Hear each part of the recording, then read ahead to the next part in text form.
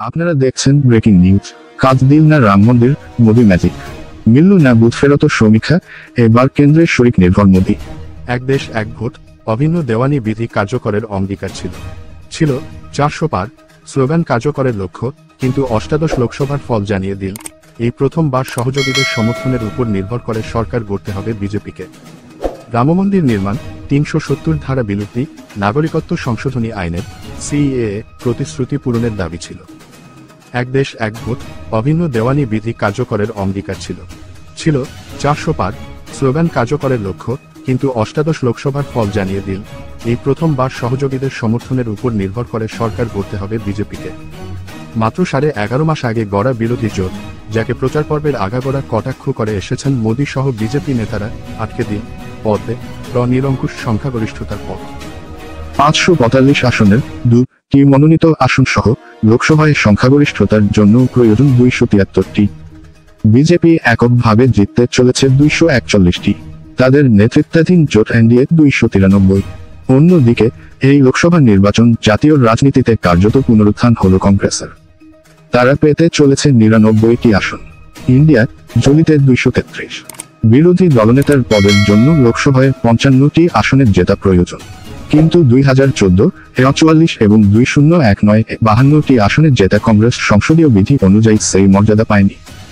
এবার সেই মর্যাদা পেতে চলেছে মল্লিকার্জুন খড়গে, রাহুল গান্ধীর দল।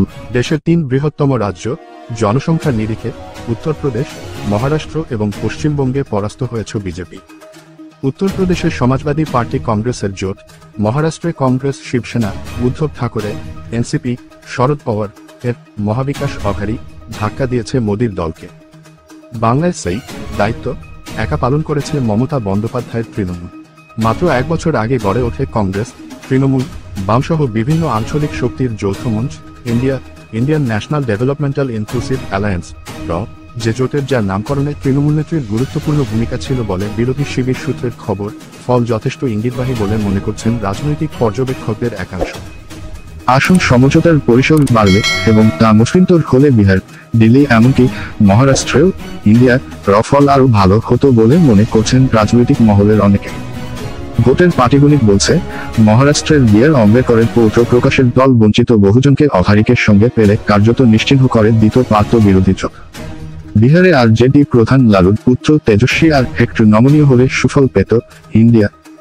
ভোটের ফলপ্রকাশের পর মঙ্গলের সন্ধ্যায় জয় জগন্নাথ দিয়ে মঙ্গলবার বক্তৃতা শুরু করলেন নরেন্দ্র মোদী। ঘটনাচক্রে এবার ওড়িশায় বিপুল জয় পেয়েছে বিজেপি। দেশের তৃতীয়বার এনডিএ কেন্দ্রের সরকার গড়ার জাদুসংখ্যা পেরিয়ে যাওয়ার পর মোদীর 34 মিনিটের বক্তৃতায় একবারও জয় শ্রীরাম শোনা গেল না। রামমন্দিরের কথা বললেন যদিও বিজেপি নয়, জোর দিলেন এনডিএ নামক জোটের উপর। তার ভাষণে বারবার শোনা গেল এনডিএর কথা। অন্যদিকে কংগ্রেসের তরফে সাংবাদিক বৈঠক করেন মল্লিকার্জুন খড়গে, রাহুল গান্ধী, সোনিয়া গান্ধীরা। সেখানে রাহুল বলেন, মোদী শাহ দেশের এজেন্সি অর্ধেক বিচার ব্যবস্থাকে কবজা করে রেখেছে। আমাদের লড়াই ছিল তার বিরুদ্ধে, সংবিধান বাঁচানোর লড়াইয়ে এটাই প্রথম পদক্ষেপ। বিজেপি বিরোধী জোট ইন্ডিয়া দলের অন্যতম শরিক কংগ্রেস, সেই জোটের প্রত্যেকটি দলকে ধন্যবাদ জানান রাহুল। তিনি বলেন, আমরা আমাদের জোটসঙ্গীদের সম্মান করি।